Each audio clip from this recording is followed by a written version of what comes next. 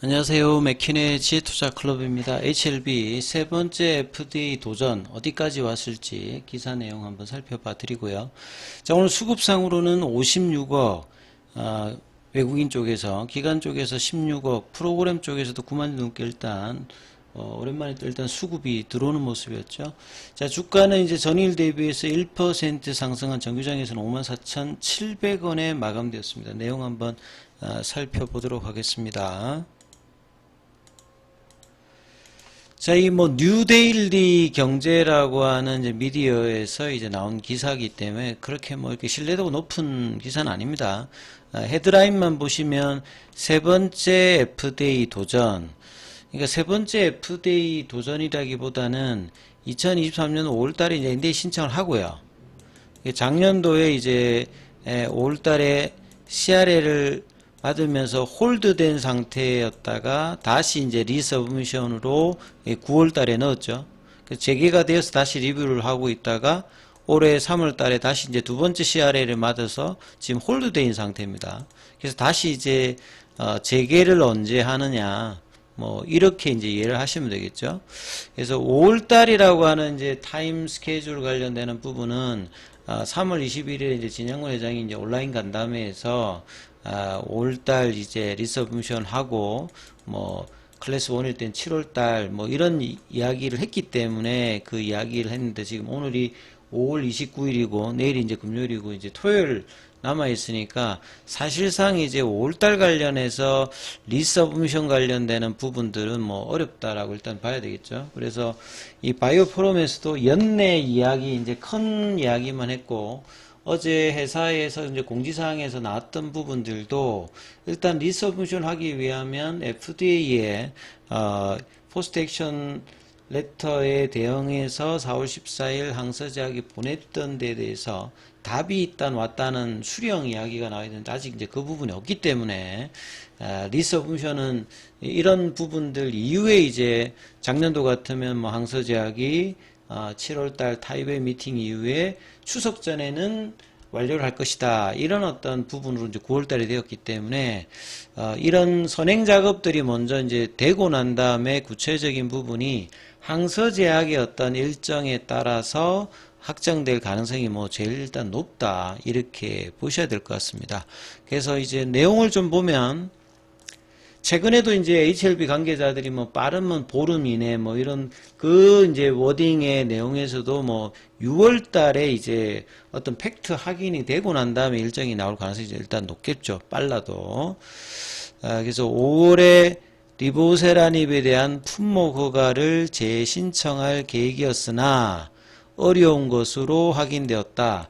다른 이유가 아니라 이 프로세스는 항상 이제 제약바이오 관련해서 임상도 그렇고 데이터 발표도 그렇고 항상 변수가 있기 때문에 미국 시장에서는 투자자분들이 이제 이런 것들을 그냥 자연스럽게 합니다만 국내 같은 경우에는 굉장히 좀 스트릭한 어떤 부분이 있고 특히나 이제 두 번의 이제 CRA를 받은 상황이니까 좀 더 이제 냉정한 어떤 이제 회사의 어떤 그 내용들이 필요한 상황인데 3월 달에 나왔던 부분들은 사실상 좀 쉽지 않은 어떤 부분이었고 그냥 연내의 어떤 허가 흐름들을 러프하게 보면서 이제 흐름을 보시는 것이 객관적으로 맞다라고 생각이 됩니다.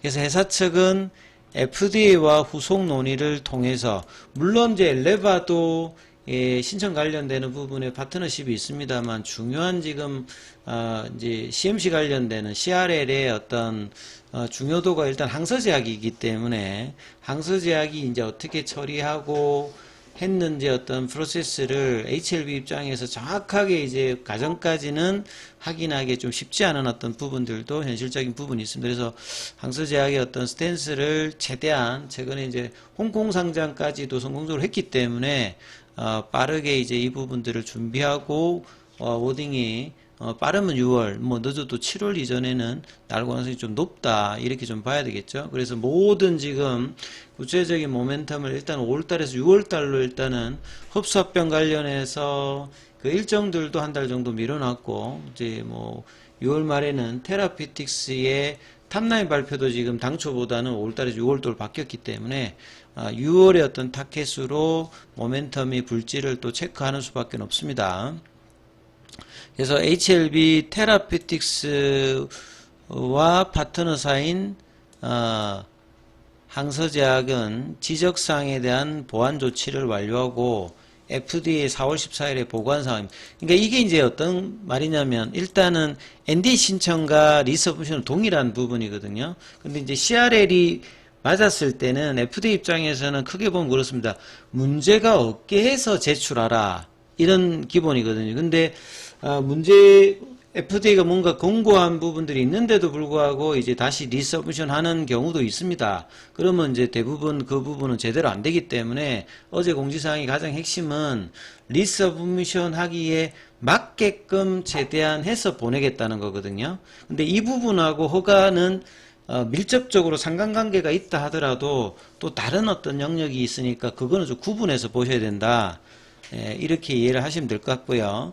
그래서 FDA의 어떤 답이 지금 왔는지 확인을 해야 되고, 그 다음에 이제 후속 논의 관련되는 부분들은 이제 작년 같으면 이제 타이베이 미팅으로 이제 이 부분들을 끝냈는데 지금은 레터가 왔다 갔다 하는 흐름이니까 어제도 말씀드렸듯이 차라리 이제 이럴 거였으면 처음부터 그냥 타이베이 미팅을 신청해서 준비를 하고, 작년도에는 이제 그렇죠. 7월 달에 그냥 FDA로부터 포스트 액션 레터에 그냥 리서브션 하라고 이제 공고를 받았기 때문에 바로 했는데, 지금은 그 부분들이 이제 레터에는 아직 이제 명확하게 뭐 안 받았든지 그런 내용이었기 때문에 계속 이제 시간이 좀 뭐 일정 흘러가고 있다, 이렇게 좀 봐야 되겠죠.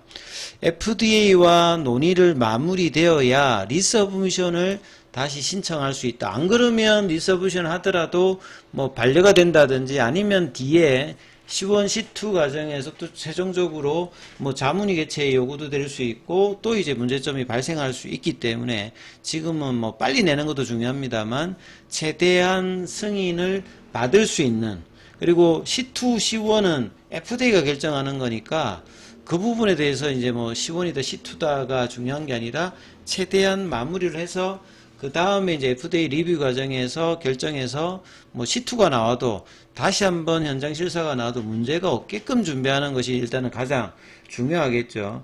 문제점에 대한 보완을 한 부분은 당연한 부분이고 또 다른 부분에 문제점이 나오진 않아야 되겠죠. 그러니까 처음 나왔을 때 지적받았던 부분들은 대부분 해결이 되었고, 이번에 이제 현장 실사 나와서 했던 거는 추가적으로 다시 이제 나왔던 부분이라고 보시면 되기 때문에 그런 부분들을 문제 없게끔 준비하는 내용들이 더 좀 중요하다, 이렇게 좀 봐야 될 거고요.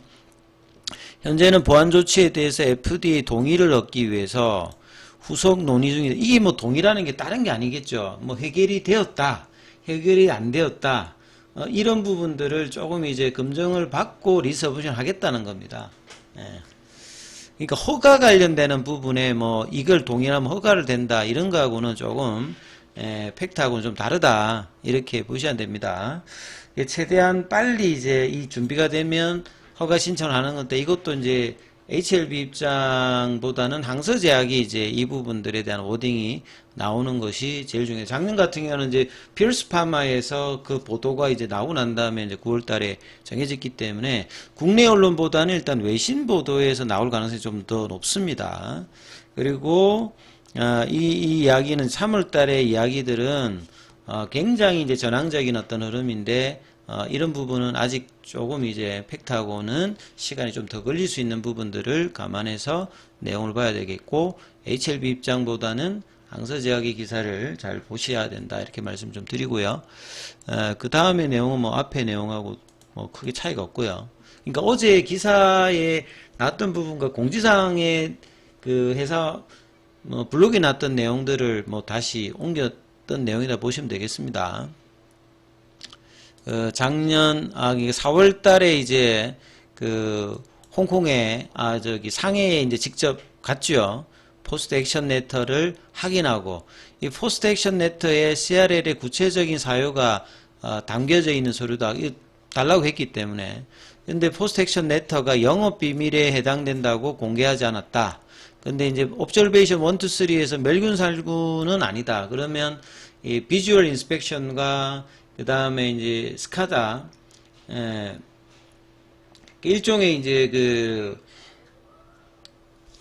원격으로 이제 제조시설 관련되는 품질이라든지 뭐 문서라든지 이런 부분을 관리하는 프로그램입니다. 그래서 MES보다 좀 더 실시간을 할 수 있는 부분인데, 이 구축한 부분들이 FDA 이제 규정에도 이 부분들이 있거든요. 전자문서 관련되는 부분에서 의약품의 어떤 생산 공정의 부분을 보정하고, 그 다음에 이제 품질을 보정하면서 변경사항이라든지 이런 부분들이 원활해야 되는 부분들, 그래서 이제 그 두 가지 부분 중에 뭐 하나가 될 것으로 일단은 보여집니다. 회사의 발표에 의하면.